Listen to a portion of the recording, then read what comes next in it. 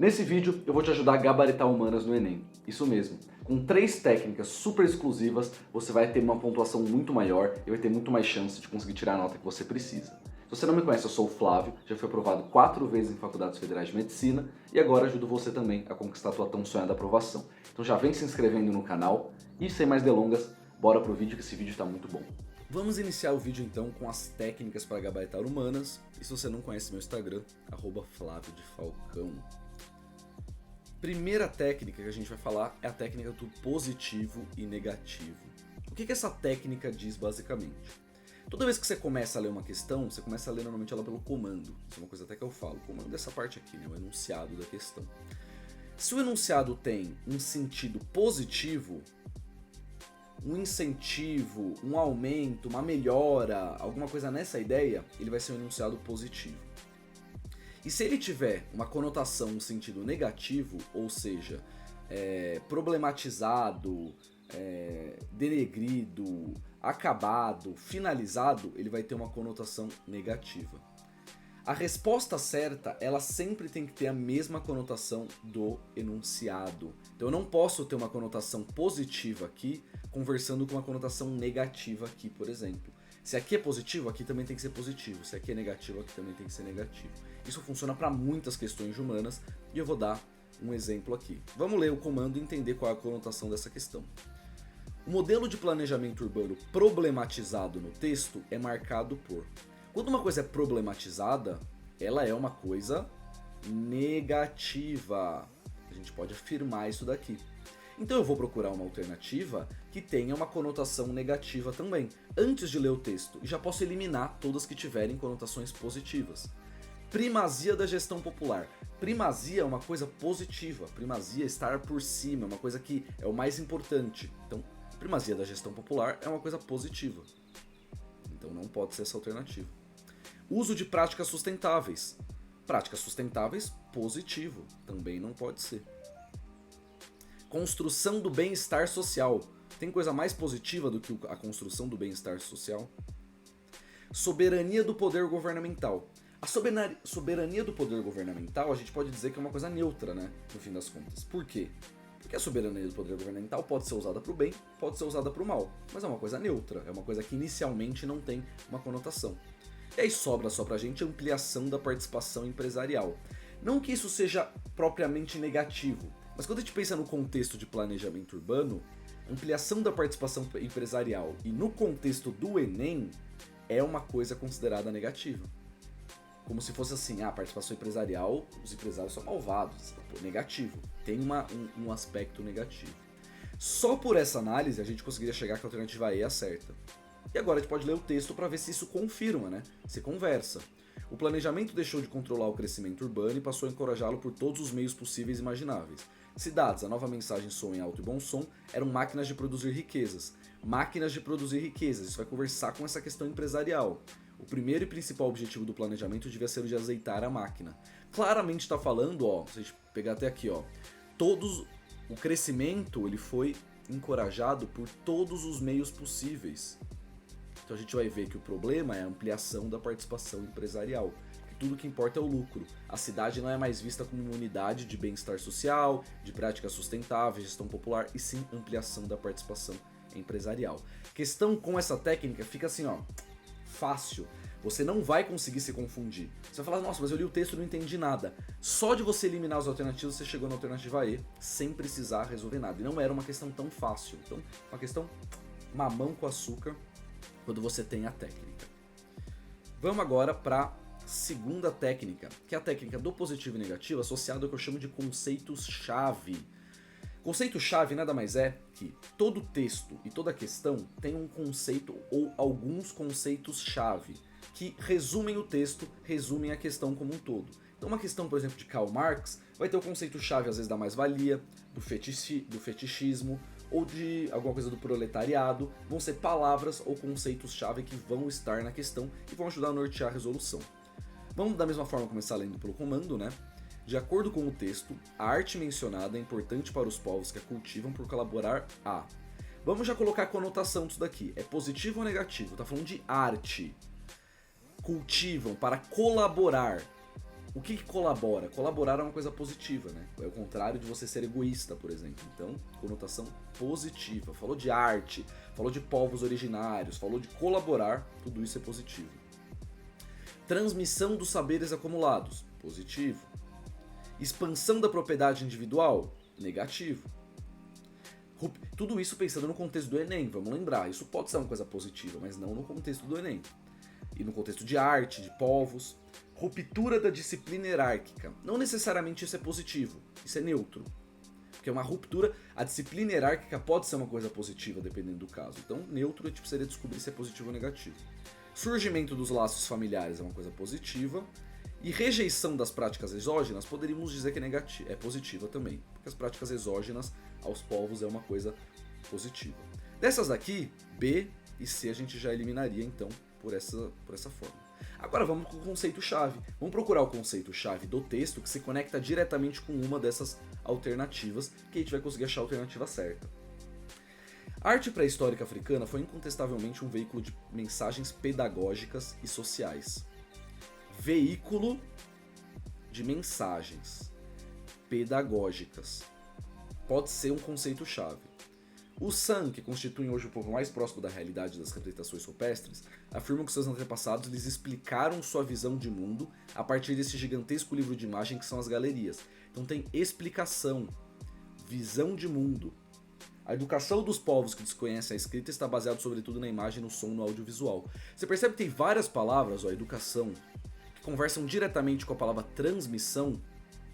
Transmissão conversa com educação, transmissão conversa com explicar, e transmissão conversa com pedagógicos e até com veículos de mensagens. E os saberes acumulados está diretamente ligado com essa visão de mundo, livro de imagens de galerias, tudo da alternativa A está conectado com o texto. Então, no fim das contas, o que é essa colaboração? Transmissão dos saberes acumulados. E até fazendo um comentário sobre essa alternativa, ela é o que eu chamo de... até vou colocar o selo. Ela é o que eu chamo do selo carinha do Enem. Por que carinha do Enem? Transmissão dos saberes acumulados, eu posso dizer pelo menos umas 5 questões que a alternativa certa é algo nessa linha. Transmissão dos saberes acumulados, conjunto de saberes autóctones, alguma coisa dos saberes nativos. Isso aqui é questão para você acertar rapidinho. Leu Transmissão dos Saberes Acumulados e leu alguma coisa sobre pedagógico, educação, sobre povos passando por meio de diferentes linguagens para frente os seus saberes, seus conhecimentos, vai ter essa alternativa transmissão dos saberes acumulados. Não tem nada de rejeição e muito menos surgimento, né? O surgimento dos laços familiares não vem por causa disso, né? Isso, na verdade, já existiam os laços familiares. Então, questão que você usa as duas técnicas e te ajuda muito a conseguir resolver. Primeiro você começa com positivo e negativo para eliminar. Nem sempre ele vai conseguir fazer você resolver a questão, mas ele vai te ajudar a eliminar algumas alternativas. E com o conceito-chave, você finaliza a questão. Vamos agora para mais uma de conceito-chave. Essa daqui que é uma questão muito boa. Como signatário da declaração citada, Declaração de Salamanca, o Brasil comprometeu-se com a elaboração de políticas públicas educacionais. Se são políticas públicas educacionais, a primeira coisa que a gente vai pensar, vamos pensar no positivo e negativo também primeiro. Eu gosto de, sempre que é possível encontrar a conotação da questão, como positiva ou negativa, usar essa técnica antes de qualquer coisa. Quando você se compromete com a elaboração de políticas públicas educacionais, isso é uma coisa positiva ou negativa? Lógico que é positiva, né? Você está se comprometendo. Políticas públicas tem que ser uma coisa positiva.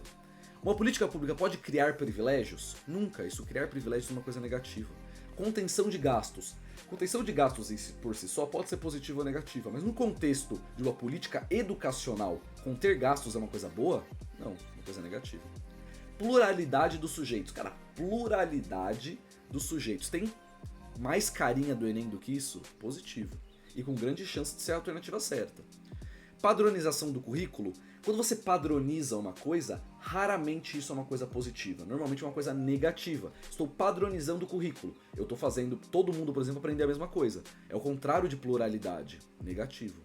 E valorização da meritocracia poderia ser uma coisa positiva. Então, a gente já elimina a alternativa A, a alternativa B e a alternativa D. E agora, com o conceito-chave, a gente vai conseguir encontrar no texto se é pluralidade dos sujeitos ou valorização da meritocracia. Até um ponto muito interessante, fazer um parênteses aqui. Quando você vai para o texto com toda essa análise da questão, e essa análise da questão ela vai demorar no máximo 30 segundos. E essas questões que você resolve com o conceito-chave positivo e negativo, você vai resolver no total mais 30 segundos normalmente, sendo igual a mais ou menos 1 minuto. Na hora da prova do Enem, essas questões são rápidas, porque se você lê bem o comando e lê bem as alternativas nesses 30 segundos, a leitura do texto ela vai dinâmica, porque você vai exatamente onde você já tem a suspeita que é. Ou é pluralidade de sujeitos, ou é valorização da meritocracia. Se não fala de meritocracia, é C. Se não fala de pluralidade de sujeitos, é E, por eliminação. Ou se fala de alguma coisa e você encontrar o conceito-chave, você já conecta direto.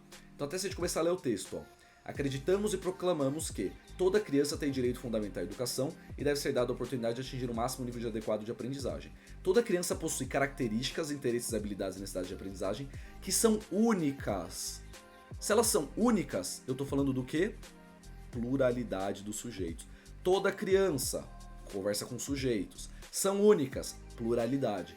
Eu vou na alternativa C com uma certeza absoluta, eu não tenho como errar essa questão. Não fala de meritocracia e as outras 3 alternativas estão erradas pelo conceito do positivo e negativo. Todas essas questões que eu estou mostrando, você conseguiria tranquilamente resolver em 1 minuto. O quanto você economiza de tempo nessas questões é enorme. Por isso que é possível fazer a prova de humanas em 1 hora, por exemplo, e guardar tempo para as outras. Porque essas questões saem muito rápido. Quando você pega a prática, se você conseguir fazer um simulado ainda antes da prova, você consegue resolver essas questões em 30 segundos. Normalmente eu, que já estou um pouco mais treinado nesse tipo de metodologia, consigo resolver essas questões muito rápido, e eu quero que você também consiga a partir desse vídeo. Vamos agora para a última técnica, que é a técnica do politicamente correto. Os movimentos em prol da reforma agrária. Falou reforma agrária. Tem alguns termos, por exemplo, falou em proletário. Proletariado.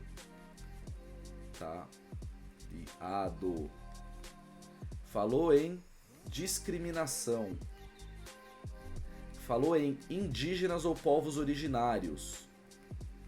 Vamos lembrar autóctones, que são povos originários.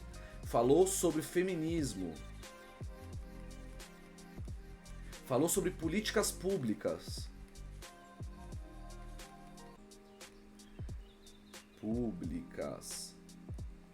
Tudo isso vai estar dentro do que eu chamo de politicamente correto.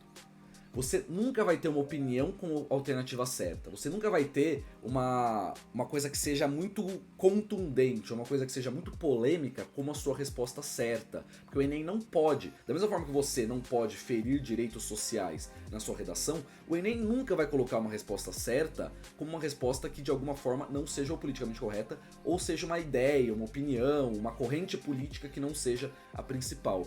Então, os movimentos em prol da reforma agrária, que atuam com base no conceito da direito à propriedade apresentado no texto, propõem-se a... Por mais que ele cite o texto, ele está falando dos movimentos em prol da reforma agrária, de forma geral. Ele não está falando do texto, você não precisaria nem ler o texto, porque aqui ele está falando, ó, que atuam com base no conceito de direito à propriedade apresentado no texto, propõem-se a... Quando você pensa em alguém que está fazendo reforma agrária, o que eles estão fazendo? Você pode depois ler o texto, logicamente, para confirmar, mas você já vai ver. Reverter o processo de privatização fundiária. Não é. Ressaltar a inviabilidade da produção latifundiária. Não é, não tem a ver com reforma agrária. Defender a desapropriação dos espaços improdutivos. Quando você pensa em qual que é a corrente principal, qual que é a ideia politicamente correta, C, ela urge como a correta. Defender a desapropriação de espaços que sejam improdutivos. É exatamente essa a ideia da reforma agrária. Impedir a produção exportadora nas terras agricultáveis? Não, isso não é nem politicamente correto também. Coibir o funcionamento de empresas agroindustriais no campo? Não. Falou desses temas aqui, você procura qual é a alternativa que tem mais cara de estar certa, que tenha mais, pelo seu conhecimento de mundo, mais entendimento de estar certo. E lógico, depois você procura no texto e você vai descobrir que realmente a alternativa C está certa. Ele vai falar aqui, ó. Uso racional da propriedade dos recursos ambientais que lhes são integrantes. Ele vai falar sobre ultrapassar limites do direito da vizinhança. No âmbito do direito privado, abrange o campo dos direitos da coletividade, visando o bem-estar geral, no âmbito do direito público. Então, o que é isso basicamente? Se eu tenho uma terra que ela não é produtiva, eu vou lá e tenho a desapropriação dessa terra improdutiva para o contexto de reforma agrária. Então, politicamente correto basicamente é qualquer tema que apareça dentro desses conceitos aqui, você vai procurar alguma coisa que seja politicamente correta e alguma coisa que esteja dentro dessa grande... que não tenha grande polêmica nela. Nunca quando tiver grande polêmica em relação a isso, seja uma coisa muito contundente, vai ser a alternativa certa. Beleza? Então a ideia basicamente do vídeo foi essa, espero que vocês tenham gostado, não esqueçam de se inscrever no canal e comentem aqui, isso é muito importante, o que vocês acharam das técnicas, se já ajudou vocês, se vocês conseguiram subir a pontuação do simulado com os vídeos do canal, e vou recomendar alguns outros vídeos do canal que vão ficar todos aqui na descrição, beleza? Espero que vocês tenham gostado e até a próxima.